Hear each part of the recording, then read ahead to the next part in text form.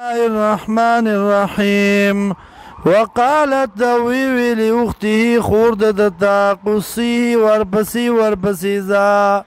فبصرت به عن جنوب نديب ورتكتل ددنا وهم لا يشعرون ودين بويدلا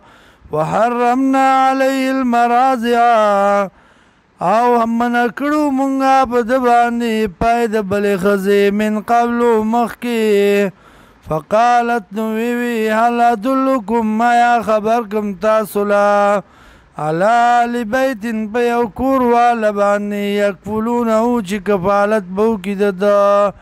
لکم ستاسو دپاره وهم له ناصحون او وي به د لره خیرخواهان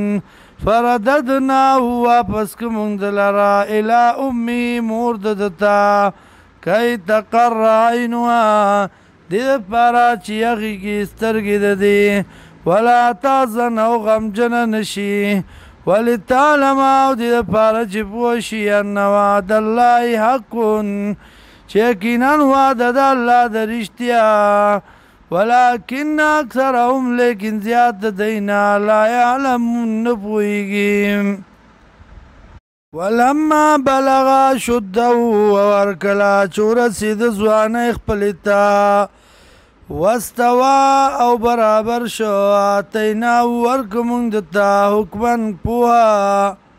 حکمن اخیارتیا یا حکمن فرق د حق او د باطل و علما او پوها وكذلك نجزي المحسنين